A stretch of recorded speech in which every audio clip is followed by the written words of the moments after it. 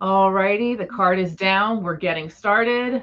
If I know feels very spontaneous, and if anyone is tuning in, hello, hello. I'm sitting with two fabulous ladies today. As you can see on the screen, it's me. It's Miss Paulina Ganucheau. Ganucheau. Ganucheau. Sorry. Oh my gosh, we went over it, and I still messed it up. I'm so sorry. I think Amy has my thing, because I honestly, that's what would have happened to me on a live stream for sure, 100%. Paulina Ganucheau. Show. I am. You know what? Let me put a note. Now show. Show. I'm telling you, don't look at her name when you say it. We maybe are diagnosing you in real time, Amy. Oh my gosh. And welcome to my hell. It's worse for you for the kind of job you do, but it's not great for anyone. I got to be honest. Oh my gosh. Good luck. Hopefully I'll learn. But the other voice you're hearing is Miss Kelly Thompson. Kelly and Paulina are working on our Powerpuff series that is debuting this July. Howdy there, Gabriel. Thank you for joining us. And we're talking about all things Powerpuff today. Like I was telling the ladies, we don't have the books in yet, so I'm like, let me just decorate myself. So yeah, the Powerpuff Girls mean a lot to me. They came on when I was very young, and there was immediately a connection there. They were my first superheroes. Oh wow, that's great. So and they've led me on to where I am now, being able to see the heroes now on screen, whether it's through Marvel or DC. It really started here. It really started here. So yeah. I was so excited to get the opportunity to talk to both of you ladies. I'm so grateful that you're both here. So I guess my first basic question, I told you my connection with the girls. How about to the both of you? What's your connection with the Powerpuff Girls? Paulina, why don't you go first? I'll go first, sure. Similarly, I grew up with them. I was 10 years old when the show aired, so I was right smack in the middle of the target demographic. And I have a younger sister, and we both were just fully obsessed. We had t-shirts, we had toys, I don't know if anyone remembers Oikaki boards. It's like this online art posting system from a million years ago, but we specifically joined a Powerpuff Girl Oikaki board where all we did was draw Powerpuff Girls together. Oh, yes. So to say I'm a fan is to say the least. Yeah. Well, so as Paulina and I have established talking in a couple of these interviews so far, Paulina is much younger than I am, and I feel fine about that. I'm not jealous at all. But yeah, so I was a little outside the Powerpuff Girl range. Like, I don't think they were necessarily aiming at me, but they got me anyway. I mean, I just think they're really smart and funny. And Amy, I was going to say that one of the things that I think is really powerful about the Powerpuff Girls is that you can really grow with them. They don't change a lot. I mean, creatively, their stories are always wild and fascinating and interesting, but they do a pretty great job of like the factory settings sort of not changing in it, but I mean that in a good way, in that you can graft all these cool things to them, but their personalities and their primary color palettes and all of that is just so powerful that it just sort of stays strong. And because their stories are so weird and funny, and they have these different layers where they sort of work for kids and adults, I think you can really grow with them as characters in a way that some other things that I loved as a kid I maybe aged out of, because they weren't as sort of flexible and bendy, you know?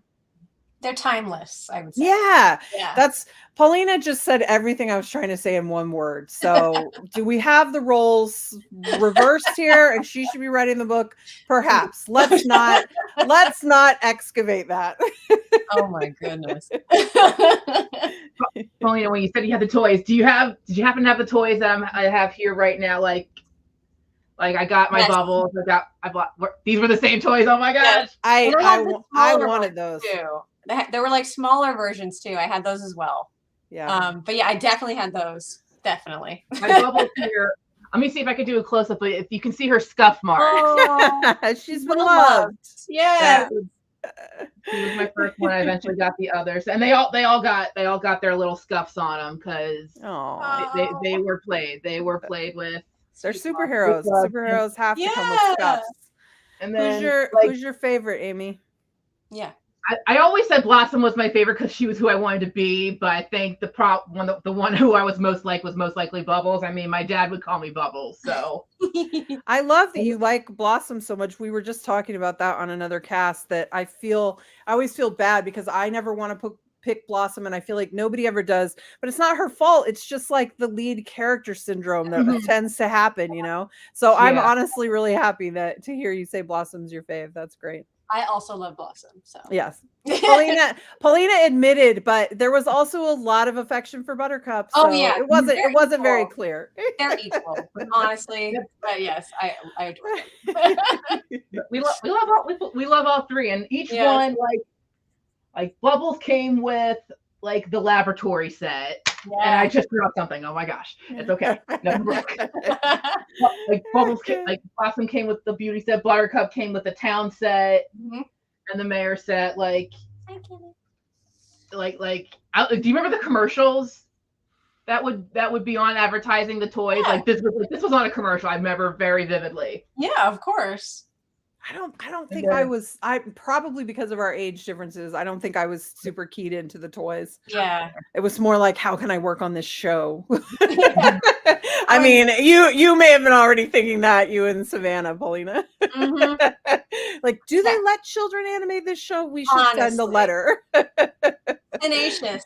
Yes, that's very real. Gabriel has asked about did we know they had a DC comic? I'll be honest with you. I know a lot.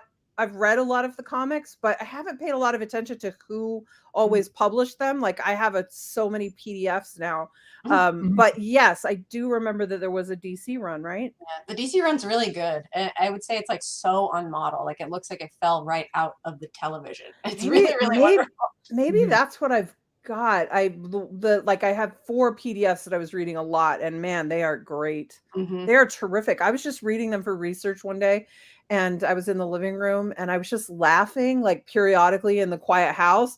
And my partner in the back office, he was like, "What are you reading? Or what are you doing?" And I was like, "I'm just reading Powerpuff Girl comics." And he was like, "Oh, that's pretty good." So they're just timeless. You said they're so good. Yeah.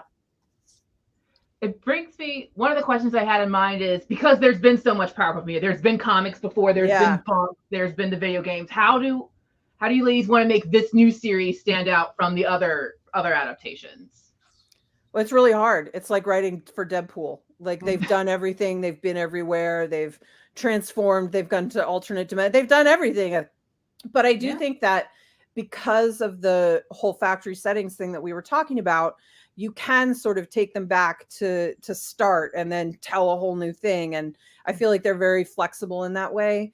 I think, to me, what we're doing a little bit, especially, let's talk about issue 1 specifically, is that we're playing with the narrative a little bit and the visuals a little bit. I mean, I've tried to make a really fun idea for them that pushes on sort of the stereotypes of them and then shows maybe it's not this way a little bit. But I do think that the visual narrative elements are the most fun potentially in this first issue.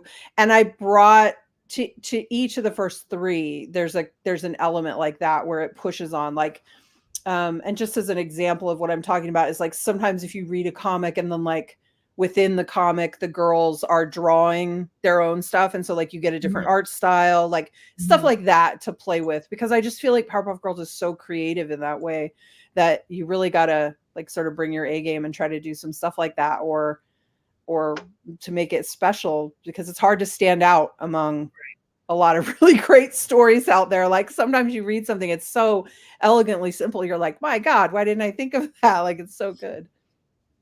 That's really real. Yeah, I feel similarly. I also feel like, it has such a immensely strong visual style that, like, you can only skew so much while still remaining true to who they are and what it is.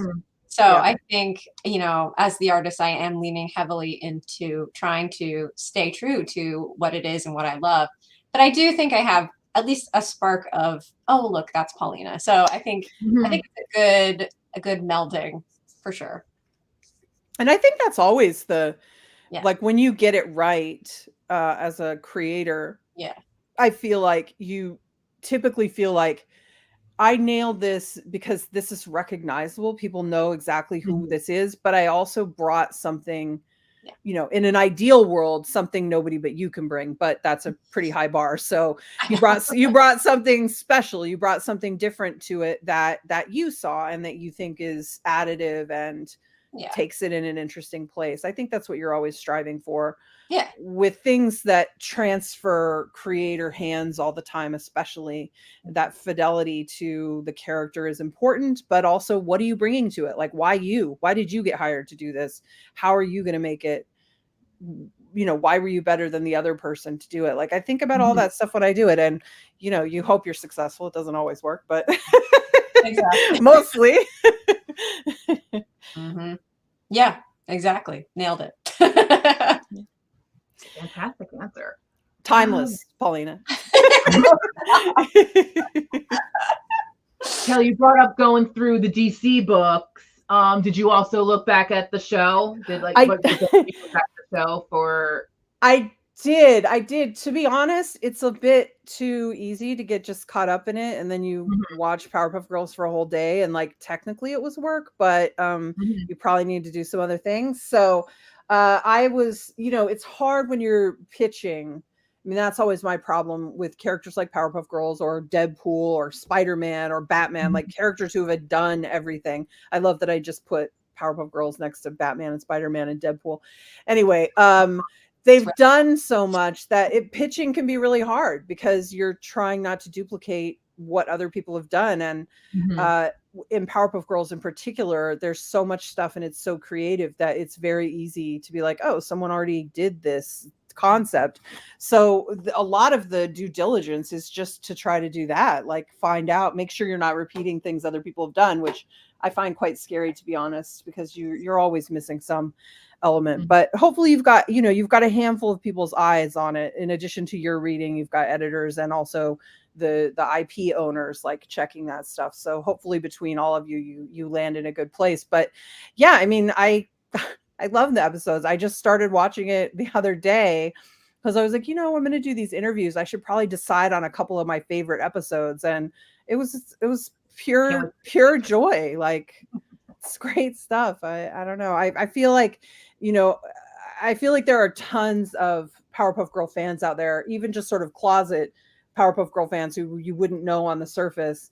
But there are these people who've like completely missed it. And I'm sure that's a lot of boys, not all boys, of course, but I think a lot of boys, it doesn't, those three lead character girls, like there's just so much boy material out there. They just don't have to watch that if they're not interested in it. And so I feel like there are a lot of dudes who really miss out. I was talking to a few of my colleagues the other day and they just don't have any sense of it. And I was like, honestly, you're missing out. I was like, I'm going to send you a couple PDFs and you should just read them. They're really good. Like, it's super creative, funny stuff. And because we all play in the superhero genre, it's, you know, it knows how to do it. Yeah. Look, going through social media, like, and they're like, you see guys who comment like, this was the show boys watch, but they never actually said it out loud. But like, there were plenty of, they said like, oh, no, I did watch the show. I just didn't put it out in the universe. But I think it is a universally appealing show because it is action and comedy, even though the leads are three little 5-year-olds. They're in kindergarten. I think people forget that. Yeah. That was another reason it was kind of easy to connect. I'm like, I'm 5 years old and they're 5 years old. And wow, it's amazing. Pretty amazing 5-year-olds. Gabriel's question: Can the Powerpuff Girls reference their previous adventures from their previous comic companies? I don't think they can. Because of the different companies thing. I don't think they're allowed, right? I don't know, but I also I don't know. That just wouldn't be my approach to that. You know, it's not like a big continuity. Like I did talk about that with Nate when he asked me if I wanted to write Powerpuff Girls. He was like, for these first 3 issues, he's like, do you want to write a big sprawling Powerpuff Girls story, or do you want to write done in ones, or do you want to do 3 stories per issue? And I was like, I've never really written a comic exactly like Powerpuff Girls before, with that kind of, like, Jeff is similar in some ways, but Jeff doesn't really have any dialogue, and Powerpuff Girls has tons of dialogue. I mean, let's get Mojo Jojo on the page monologuing, like, that's a lot of it. So I wasn't sure, how much I was going to have to say or not say, and how much was going to need to be action. Like, I hadn't really looked at those formulas for it ever before. And so it took me a while to realize I don't want to tell some sprawling continuity story where they do a bunch of wild things. I want to tell like these short, cool, cartoony adventures, that sort of like, I don't know. So yeah, I went more to just done in one cartoon adventure kind of a vibe. And then like I tried to, like the show. And I tried to make each of them pretty high concept, so that we had some interesting narratives and visuals to push against, to like keep it interesting, or keep it more interesting maybe. But yeah, I don't know what the rule would be if you were doing a more continuity based take where you want them to reference things. I mean, the IP is always owned by the same person. So I don't know. That's a question for an IP lawyer, I guess. Yeah. It's above my pay grade, that's for sure. I guess so. Writing the Powerpuff Girls, do you like of course, I kind of lean back on the show, like how it was structured. Like you hear the narrator very beginning, the city of Townsville. Like, do you like, is the narrator in the book? Like, of course. Of course, you need the narrator. You need it to end on the day. Once again, the day was saved, and then sometimes it's not the Powerpuff Girls. Like one of my favorite episodes that I was talking about the other day is just another manic Mojo. And it starts with him being upset because he doesn't have enough eggs for breakfast, and it's just ridiculous, and I love it. And that one ends with Mojo Jojo on the iconic ending image background, and it's like, the day is saved by Mojo Jojo, and he's like no, I did not. And they're like, yes you did. And he's like, no, I did not. Like, so you need those. I think you want and crave those consistent benchmarks, so that when you're subverting them, it makes sense and it lands and it feels right for it to be wrong. You're like, oh, that's not right. That's, a subversion. I love it. Whatever. I don't know. I can also only imagine like what's it. I assume Mojo's in there. So what's like, I guess who's the best character to write, like, in your head? Like, is it one of the girls, or is it Mojo? Because again, he has that speech pattern where he talks a certain way. Mojo is probably my favorite of the villains. I just find him so funny and ridiculous, and I like that he's not really a villain. Like, I mean, he does bad things all the time, but it's like when push comes to shove, he doesn't actually want to hurt anyone or do anything bad. And he's returning baseballs and telling kids not to swim in his moat. Like, he's acting real tough about it, but he's just trying to do his thing. Like, him is genuinely scary to me. Him gets to appear in our first issue. But I do still find him delightful. There's this line in our issue about him, and he's like, oh, I'm peaceful. Look at me. So innocent. Like, it's just, it's such a weird vibe. I'm into it. It's so weird. But the girls are super fun to write, especially if you're going to push against them. Like one of my favorite, and part of the reason Buttercup and Bubbles tend to be my faves, are that one of my favorite things is when happy, lovey, everything is hearts Bubble gets angry. It's true chaos when the lovey one is unhappy. So that's always really fun. And conversely, when Buttercup is forced to sort of love things and admit that she has other feelings other than anger and rage and excitement, I love that stuff. So I don't know. Bubbles is pretty adorable to write, but I don't know, him ranting about how peaceful and innocent he was. I truly have a good time with these villains, man. They're just, the characters are so big. You can do such hilarious, ridiculous things with them, and it all makes sense, one of my favorite things to ask writers and artists, like how's the collaboration process between the two of you? Because I know it's different for each pairing. So what was it like between the two of you for this series? Well, I don't want to alarm anyone, but we're a little early to answer that question very well. So I will say that Paulina got a much more complicated script than I usually do, which sounds ridiculous because you're like, wait, it's just Powerpuff Girls. But there were some, it's very hard to convey some when you have a visual idea, most of the time I want to get out of the artist's way. But when you actually have like hey, there's a narrative device we want to use here, and now let me try to explain what that could be and how you want to interpret that. So it was a pretty complicated script. I'm sure she looked at it and went, am I sure I wanted to do this project? So she's probably had the challenge, but maybe it would be interesting to hear like how she sort of processes that information and interprets it for herself. I don't know. I mean, I think the script was, like you said, it was such a vision that you had. And it did take me a few reads to parse the exact vision. But I found my way to the end of it, and I'm really happy with it. And I think everyone will really like it. And it's striking. And yeah, I think I did right by you. So I'm very excited. I have no doubt about that. I have no doubt about that. That can bring us to the story when the first thing I always ask Nate or any editor who comes to me and wants me to do something, I'm like, you know what I'm going to ask? Who is going to be the artist? Can we be sure we've got the right artist? I don't want to do something if we can't get the right artist. And that's about a lot of things. That's about protecting me so that I can get nominated for Eisners. I can't get nominated for Eisners if I don't have brilliant people helping me. I can't do that. It's a team effort, man. So it's about protecting me. It's about trying to make the best book. It's about trying to work with the coolest artists. It's about a lot of things. So that's always my first thing. And when I said it to Nate, I was like, I want to be sure we're going to have the right people. And he's like, okay, like, let's think about it. He's like, but I was thinking about Paulina Ganucheau. And I was like, oh, we're fine. I was like, sold. I was like, I'm in. I was like, if that's what we're talking about, I'm in. So it's not even a question. I have no doubt.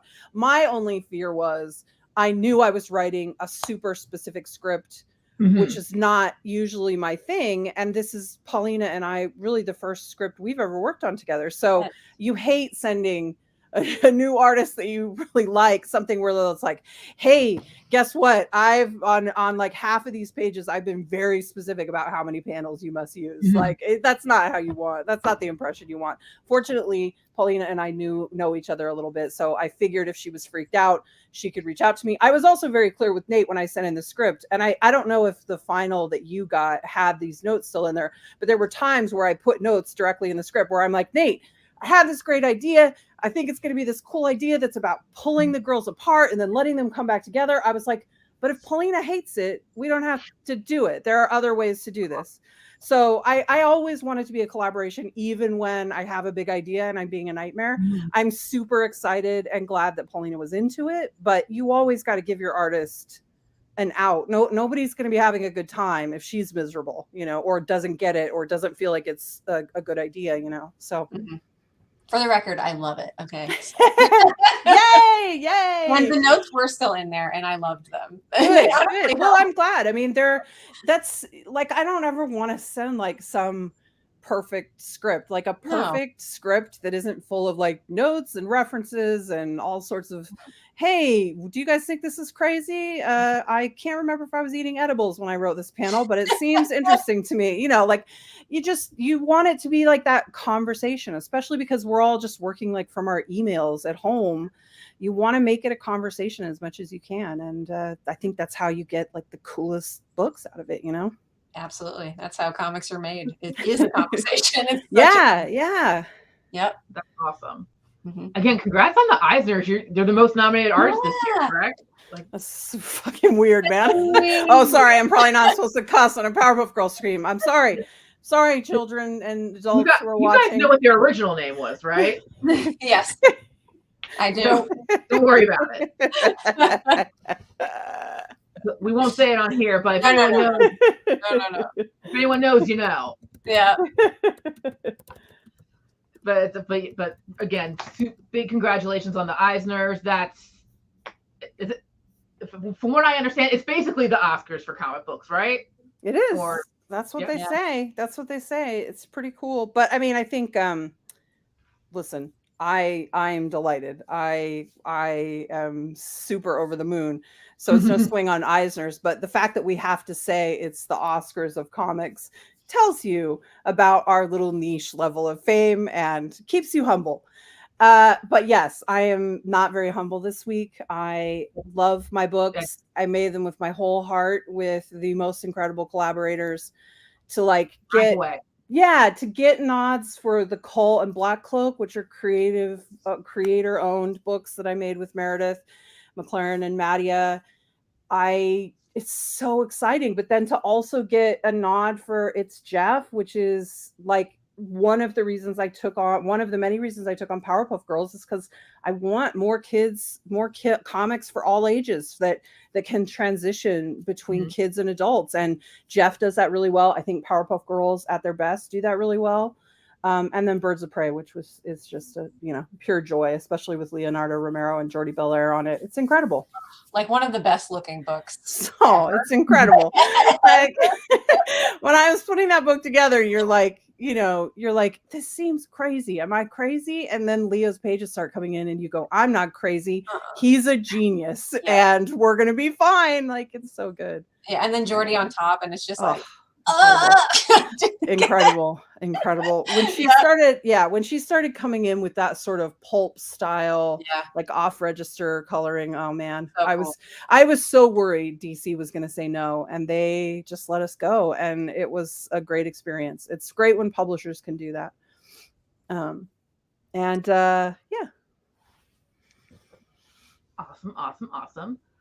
Both of you having incredible resumes, like with all this, with different people you've collaborated with and the characters that you've worked on. I mean, Kelly, you've got Black Widow. Yeah, like you said, Birds of Prey, and I'm a big fan of your Captain Marvel run. Oh, thanks. And you've done so many. And then Paulina, you've done your own, with Wonder Woman, and with Dynamite, you've done work on Vampirella and Red Sonja. I guess there's two parts to this. Like, do you have a favorite? And then like, what's the cool thing about like giving your part to like all these different heroes, like writing your story for this hero and for that hero? What's it like? I think it's, for me, it goes back to that thing we were talking about, like you try to make a character the way. Oh, my cat's throwing up. I hope that'll be on the live stream. That's great. I can't hear anything. Good. I'm very glad. I'll try to talk right over this. Wow, that's a terrible place to do that too. Great.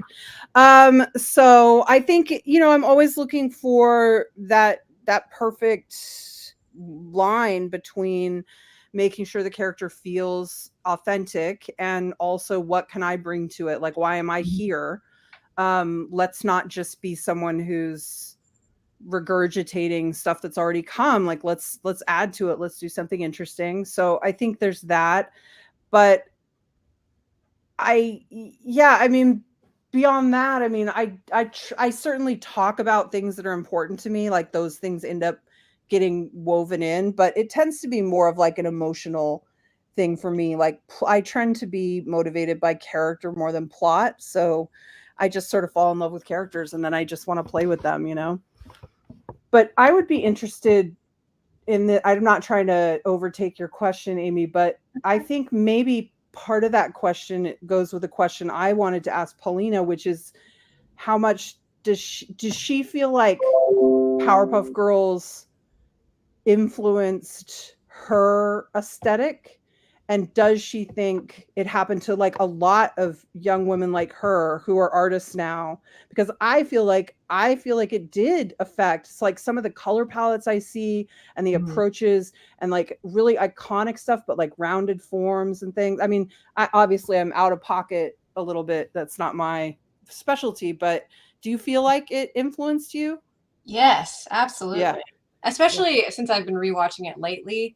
It's like that. I feel like that more often than not shows me I'm like, oh, I can see myself in this. It's like when I watch things that I fully absorbed as a child that now come out of me creatively.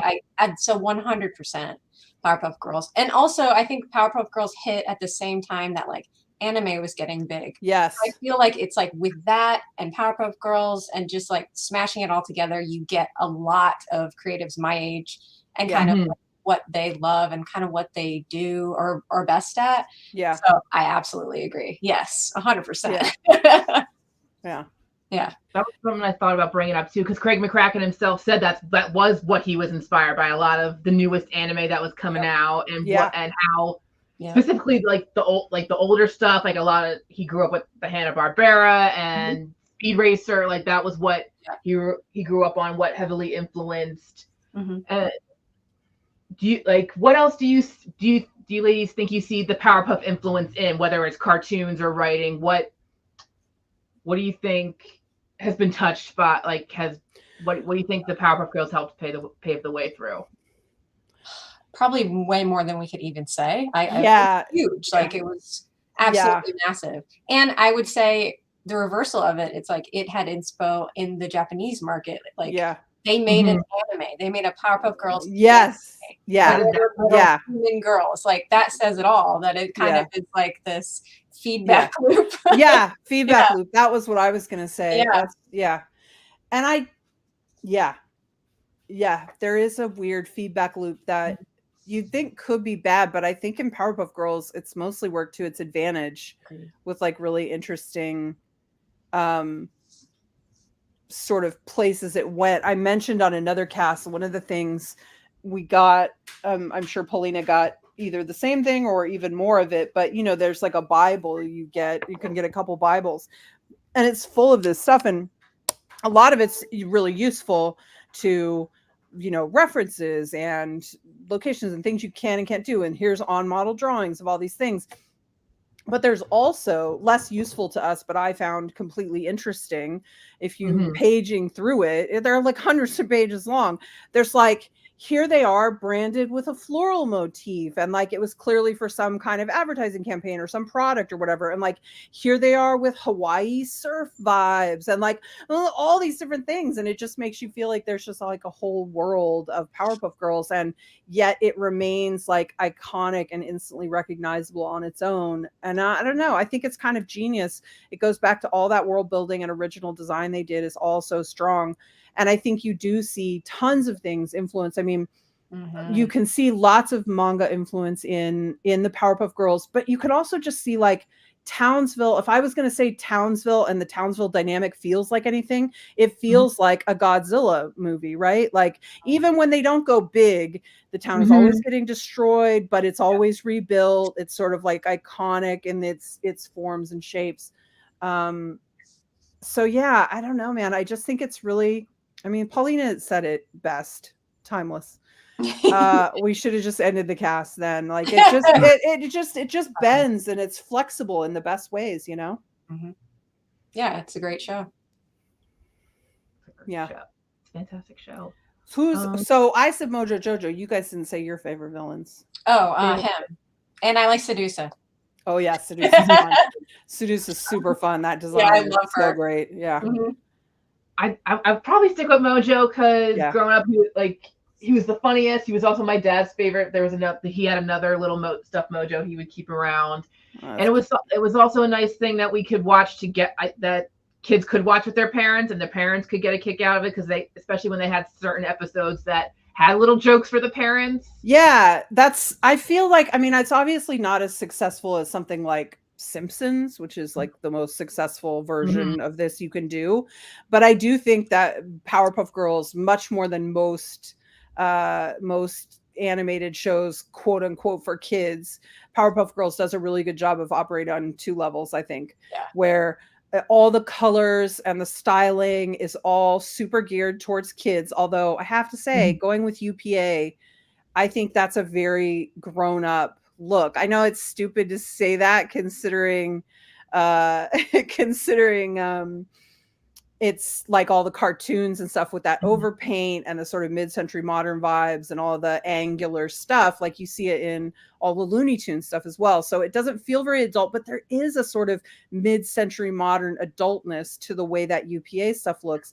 So that plus everything else, I think it does end up working for people who give it a chance on that secondary adult level. Most episodes in comics that I have read, it has something at least to appeal to an older reader at the same time that it's unabashedly for kids. It's a listen, and that's a tricky balance. That's a razor's edge to get that right. You're not always going to nail that even when you're trying, but I do try to keep that in mind because I just really think Powerpuff Girls are for everyone. They're not just for kids, nor are they for adults, you know?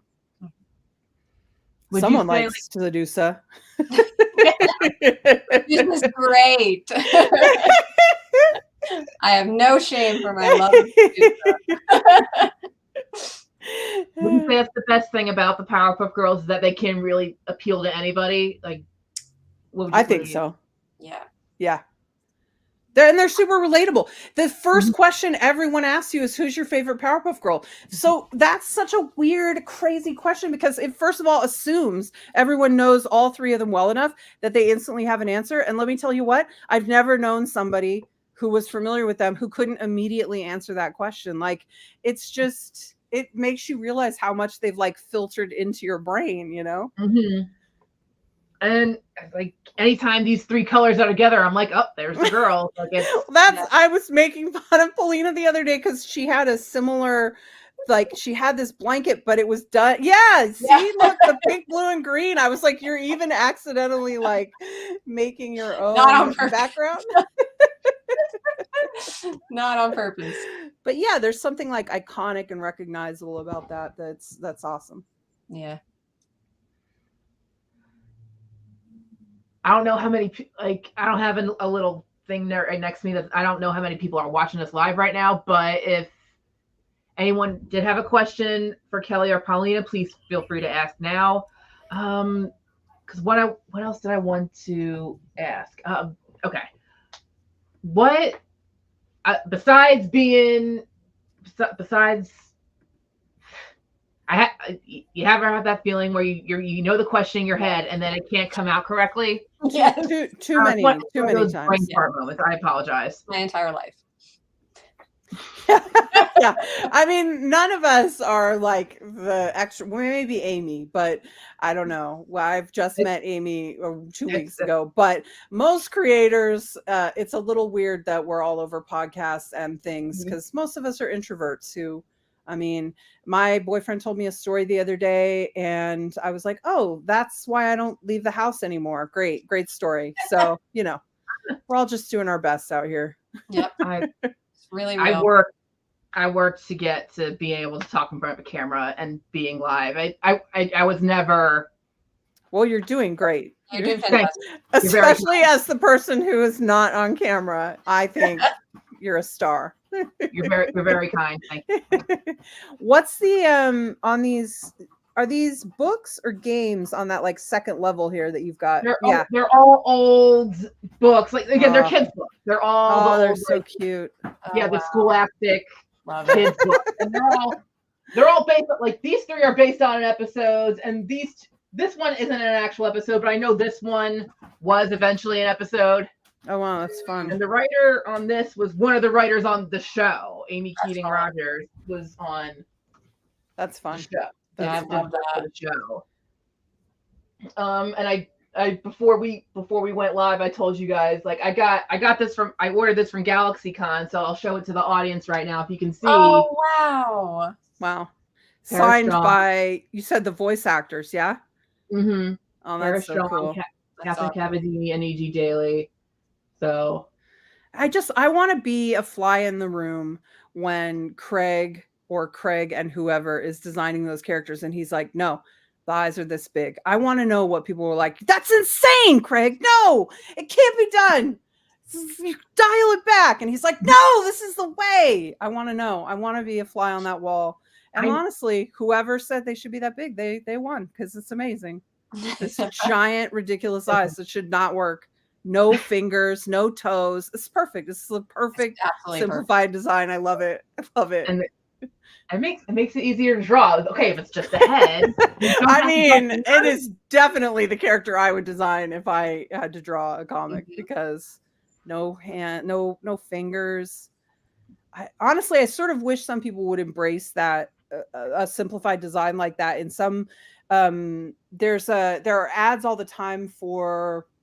Maybe it's Instacart is the actual design, and it's like all the way that whole world of Instacart is designed. It's sort of like it's probably 3D, like digital, but it looks more like stop motion, right? It's designed to look like stop motion, so it all has a lot of depth to it, and these chunky figures, and the world is so cool. But whenever they show the people with their hands, they're like a stub, sort of like the Powerpuff Girls. And then they have the creepiest 4 or 5 fingers coming off of it you've ever seen. And every time they show it, I'm like, God, don't show me these mutated cartoon hands. They're so horrifying. Like the hands wouldn't even work. Like the fingers are so small and the palm is so stubby. They should just go with no fingers. Just make it happen. Do Powerpuff Girl style. Exactly. Yeah. Nice. Oh, thanks, Dante. Thanks so much. Big Barda's the best. Oh man, I wish we could put Big Barda in a Powerpuff Girls. That would be that. dream. I mean, the crossover of my dreams. Big Barda and the Powerpuff Girls. Maybe I have to draw that. Do it. You know what? I've got some Birds of Prey sketch covers. Maybe I'll do it. That's a good idea. That's a good idea. There you go. I do think Big Barda and Buttercup would be quite a fit. They would be friends. Yeah. Maybe I do Powerpuff Girls hanging off all those tiers of her helmet. That would be fun. Yeah, that would be cute. Yeah. All right. I'm into this. Thank you. Thanks, everyone. Well, we said that Craig McCracken, we said what he was inspired by. So take me back a little bit. What inspired you ladies? Like, Paulina, what got you into art? Kelly, what got you into writing? What was the spark? What was most, I mean, I always wanted to be a writer, pretty much going back to my first memories. I wanted to be a writer, and I didn't just want to be a writer because, like, when I was about, I think I was about 6, I was writing these stories about these mermaid sisters. And at one point I wrote it all out and I made it into a little book with a construction paper cover. And then I cut out the construction paper to do like a drawing of the girl inside. So I was like making a book with a die cut cover when I was 6, because I didn't just want to write something. I wanted to make other people read it. I wanted other people to tell me it was good. So narcissist right out of the gate. I was just really always interested in writing and publishing. And I did know about comics because of Archie's, but that was like my only exposure to them. And so I knew how to read them and I loved them. I was sort of obsessed with them. But it wasn't until I was a teenager that I discovered X-Men and superhero comics, and like the whole world of comics sort of opened up for me. So I think comics were what inspired me to do comics. I just loved them. I sometimes wanted to write for TV or film or be an animator. I went to art school. I definitely wanted to be an artist. Who doesn't want to be an artist? But I just came to see that the work level that was going to be required for me to be able to do it, honestly, to do it at a level I would have been happy with, I don't know that I ever could have achieved it. I have very high expectations for everyone around me. I just knew I was better served as a writer. But I'll always dream of being an artist. It's like the coolest fucking thing ever. You could still do it. I think anybody can be an artist. I'm gonna send you a sketch, Paulina, and then you'll be like, you're on the right path already, Kelly. Just stay where you are. Art's for everybody, Kelly. Everybody. What about you, Paulina?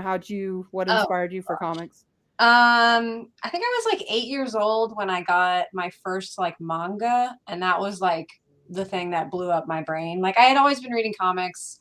Like I read like the Mario floppies that were coming out. I don't remember who did them, but they were. My brother had like a bin of them under his bed, and he had like Spawn and stuff. I remember reading that, like sneaking in his room and reading that. So yeah, Spawn and Mario. But I was amazing. And he bought me a manga. Nobody knows it. It's called Oh My Goddess. And I didn't know that. Yeah, it's old. It's not super popular. Not a lot of people know it. But yeah, that was like the catalyst. And then from there, oh God, it was like anime in general and Powerpuff Girls. Honestly, it was like right around that same age when everything kind of just like spiraled out. And my sister also wanted to be an artist, so we would like literally make comics together. We would buy sketchbooks and like draw like paneled comics in them, and like we would also like collaborate where she would draw a page and then I would draw a page. So that's awesome. Yeah, it was super fun, and she's a professional now too. Savannah. How far apart are you guys? You and Savannah? 3 years. Who can I ask? Who's older? Me. Yeah. Okay. Yeah. Baby sister. Yes. You guys are both so talented, and I love that I can sort of see each of you in your work. Like there are similarities, but it's very different still. It is.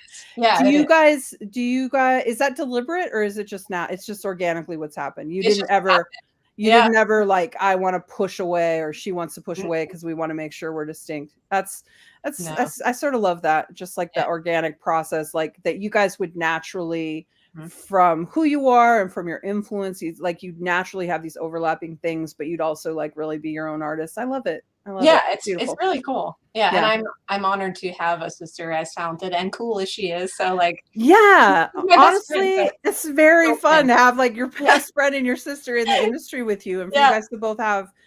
I'm so competitive. I am worried that I would be not a good look on me, but I hope I would just love it. I want to believe I would love it. You would love it. I do sometimes wish my brother was in it. He's creatively inclined, but he sort of took a different path. But I sometimes wish he'd come along. Pull him in. Maybe we'll see. I've seen how things go over here. Yeah. Oh God, that's true. It is a blessing and a curse. Yeah, I mean, he has a 401k and a health insurance. Why would we mess with that? No, leave him where he is, right? Stay over there. Stay over there. Tell him to stay. It's a high price sometimes. It is. You gotta be passionate to work in comics for sure. Yes. Are there any other writers and artists out there who you ladies like also look like whose project are you excited to hear about next? Like who are you fans of? It's a good question. I have a million. Yeah. I'm gonna just say everyone I've worked with, certainly. They're all so incredibly talented. I think Pepe Larraz, I think for like for like big bombastic, the biggest book in the world, he can't be beat right now. He's incredible. But I would also say, Javier Pina has been doing some Birds of Prey for me. He did some Captain Marvel for me. He and I worked on Star together. Like, I just think he's this incredibly beautiful artist who can draw. I mean, a half naked Big Barda is my current phone screensaver because it's just like so beautiful. I just love it. And I love that he can do women with a lot of different varied body types, but they're like powerful and sexy at the same time. And like, it feels really great. I think Leonardo De Felici did a book called Chroma last year. That's one of my favorite things I've read in a long time. I mean, talk about a young writer artist just blowing me away, man. So good. I think, Matt Rosenberg is one of my favorite writers. What's the Furthest Place from Here? 4 Kids Walk into a Bank. I think he's doing incredible stuff. He's also doing like completely wild, like DC versus vampire stuff. Like, it's so fun, right? What about you, Paulina? Oh my God. I could go forever, but Chris Samney, he's like one of the people on the planet. Like, so good. Did you see the Barda he did yesterday? Yes, I did. I was like, can we please get this on a cover? Just this sketch. That's all I need. It's I know. So good. He's incredible and truly one of the nicest people I've ever met at the same. So no ego, like just totally so good. I know. Becky Cloonan, I'm obsessed with her. Like, so excited to see her Eisner noms the other day, especially for the Tula, for her book. Yes, Tula, like so cool. Oh my God. Yeah. So amazing. Yeah. Sexy as hell. Yeah. Oh my God. So maybe we don't talk about that on Powerpuff. Yeah, right? On Powerpuff Girls chat. Yeah. But yeah, Leo Romero, my God. Like, ugh. Talk He's a about a dream. dream team. You and him, like straight up two of my favorite dream. people in the whole world. He's a dream. I was a little upset to see, you know, he tweeted yesterday about the Eisner nom and that, you know, last year had been such a hard year. And I honestly felt really bad because I think that's another one of Leo's skills that unfortunately is sort of hurtful to him. Yeah. Is that he never complains about it. Like, you would never know he's having a hard time. Like, he meets all his deadlines. He does everything you could want and more. He never is complaining. He's never giving excuses. He's like the perfect like, when I think of what a shitty writer I am to deal with right now compared to how great Leo is to deal with. And I had a really hard year last year too, but I feel like everyone fucking knew it because I never shut up about it. Oh my God, I cussed again. I'm sorry. I feel like everyone knew I had a bad year. It was hard. I was really in it. You know, I got hit with this tax bill. Making creator-owned comics is very stressful. Was like sort of not prepared for how all of that went. It was crazy. And I feel like everyone knew it, but I feel like nobody would know Leo had a hard year. I was working with him closely for most of that year and I had no idea. And I feel like that happens to artists a lot in this industry. To be the best, both in your work product and in people dealing with you, you just tend to put your head down and do the work. But I do have to say, it's not crazy to let people know it's too much. Like, you got to talk to your people, because I don't want to know after the fact that Leo was really struggling.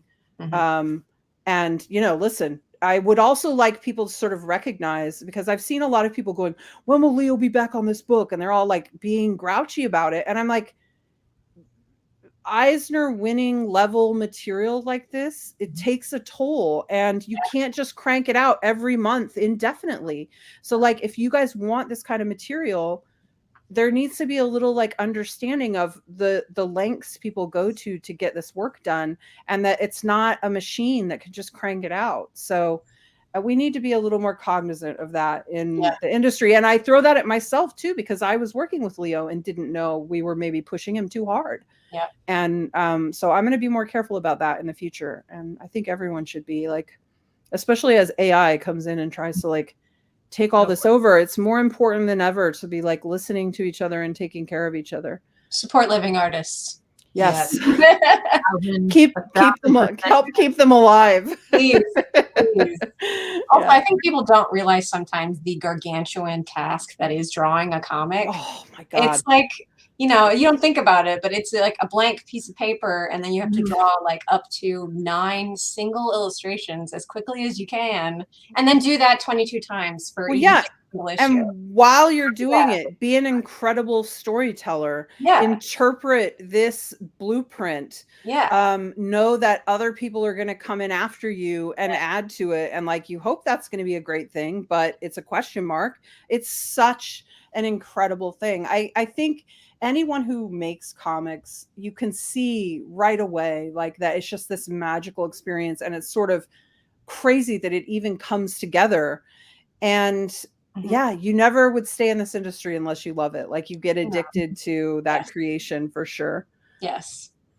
I always call it a blessing and a curse, because it's like, I can't imagine doing anything else, but my God, is it hard some days. But just like, I really love it at the same time. So it's pure passion, all comics, and I have respect for everyone. And I can't stand when fans trash artists or be like, why are they off this book? And I always stick up for them. It's like, you don't even know. It's really it's like, it's really hard. It's also a very small industry, so it is throwing anyone under the bus. You're talking about someone's friend. I know. Like, and someone's colleague. Like, we all know each other, almost all of us. Like, and even if I don't know person X or Y or Z, I know a guy who knows them. And one time we did this thing online or whatever. Like, there's still connections there, like, even when it's a little removed. So it's just hard. It's hard. Yeah, the degrees of separation are like 0. It's like, Yeah, no, yeah, there's none. Just despite the fact that most of us have never been in the same room together, it's such a weird dichotomy. Strange. Yeah. But grateful. Like, again, I don't think either of us wants to seem like we're complaining. Like, we chose this. We chose this, and I live in fear that AI will try to take this job for me or someone else will. It's a great job, but like any great job, it comes with some downside. Anything. Like, nothing in life is free, right? You've got to pay a price. Yeah. So the price you pay for doing this incredible thing is you don't get health insurance, I guess. Yeah. Yeah, if you like creators, go support them because they need it.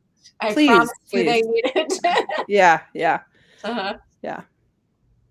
That whole conversation, that was fantastic. I love this is the feeling I like when we can just talk honestly about, again, whether it's what we like and what we support and what we love to do. That was so awesome. That was so awesome. Thanks. I know we're coming in on an hour now, but I just have 2 tiny last questions, if that's okay with the both of you. Yeah. I guess, what are you excited for people to see about this new series, to read about this new series? What are you most excited for people to see? I mean, I think the thing I'm most excited about in these first 3 issues are the weird visual things that is sort of the alchemy of me and Paulina on this first one. Like, that if people get that, and if they can see like how smart it is, like between the 2 of us, and I don't mean like, oh, we're smart. I just mean there's a cleverness within the story. Yeah, exactly. That's the vibe. I'm doing that. You can't see me, but I'm doing that with my hair for sure. I don't mean that we're super clever. I just mean that the story has some, if you're looking for it, if you're not just paging through it as fast as you can, if you're really absorbing it, I think there's some interesting devices in there. And I did things like that in each of the first 3 issues. So other than just the joy of Powerpuff Girls, which is really what I hope people come from, that's the thing that I'm sort of excited, not just between Paulina and I, to see if it works and how we're able to make it work, but how people respond to it, and if they get it, and if they like clock it, or if they're just like, yeah, that was a fun Powerpuff Girls story. Like, because not everybody will get what we're trying to do there visually, right? I mean, I haven't seen all of it yet, so maybe Paulina is such a genius, it will be impossible for nobody to not get it. But I do feel like, I just feel like that kind of a narrative tricks, those kind of tricks, not everybody's going to get it, but I'm okay with that. It's sort of a second level that's there for people who are really engaged with it, you know? Yeah. What about you? Yeah, I agree with all of that. But I mean, alone, like you said, just Powerpuff Girls entering the zeitgeist again via comics. Yeah. It's very exciting. And I feel like honored to be a part of it. Totally. Yeah. Yeah. That alone is good for me. I'm pumped. As a super fan, it's just such an honor. It's very cool when people tell you that you get to write something you really love genuinely before. Yeah, it's cool. Okie dokie. Final question, and this might be the most important one for me personally. So we gotta roll off the favorite episodes. Oh, the best Powerpuff episodes. So it's possible. I do think one of my favorites is the Just Another Manic Mojo that starts with him being upset. It's from season 1. It's like, it establishes that his base is in like Central Park of Townsville and has a moat around it. It's wild. It makes no sense. It's the greatest. He mostly is upset in that episode because the Powerpuff Girls, a baseball goes through his window and is in his laboratory, and he's trying to decide how to destroy them while he pretends to look for the baseball. it's absurd. And you know what? Watching it back, it reminded me a little bit. Do you guys remember from years back now, 8 years maybe, that Faith Erin Hicks Wolverine comic that went around that everyone loves so much? It was just a fan comic she made that was about him not having enough eggs for breakfast. And so he went off to the store and he got hit by a bunch of ninjas in the dairy aisle. It was like exactly the Wolverine comic I wanted to read. That's and funny. That Mojo Jojo, I don't know if she had seen that or was inspired by it, but it instantly made me think of that Wolverine comic, and that brought me so much joy. The other episode, or the other short on that episode with Manic Mojo, is actually another really good episode. I wouldn't say it's my favorite, but it's the mime episode where the color gets drained from the clown and he becomes a mime. And that would be a great example. Like, I just love the story in that Mojo Jojo because it's very atypical. Like, there's nothing really to fight. But the mime story is like a great example of Powerpuff Girls creativity, you know, being just off the charts, like how they apply the color. I mean, Bubbles, that's another reason. That's a great example of a Bubbles reaction. She loses her mind when everything loses color. She starts coloring everything. And then they use that visual trick where it actually looks like crayon, just scribbled over things instead of looking like real colors. It's fucking great. Shoot, I did it again. I'm so sorry. That's the episode with the song too, right at the end. Yes. Yes. Yes. Yes. Love, love, love, love, love. Sorry, I can sing every song from Powerpuff. I love that episode too. Yeah, it's great.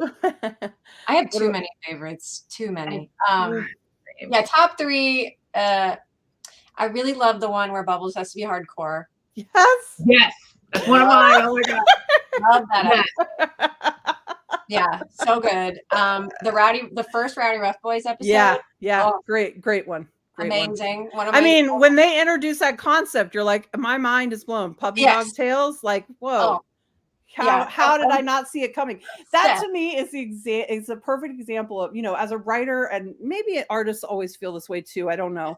But as a writer, when you're planning the story, you're always like, it would be great if I can get everyone to be surprised on the last page and then go, I can't believe I didn't see it coming. Like, because we put all the clues there. Like, you are going for that every time. And I feel like that's, yeah.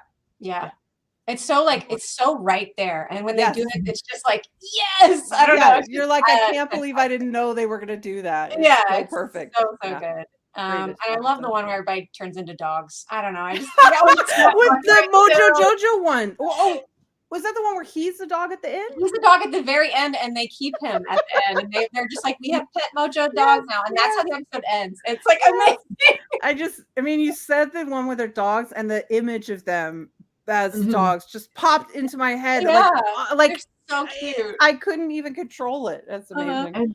And then there's the sequel episode that goes with it because he does it all again, and they're like, "Why are you doing this again?" Yes. I know how to fix it this time.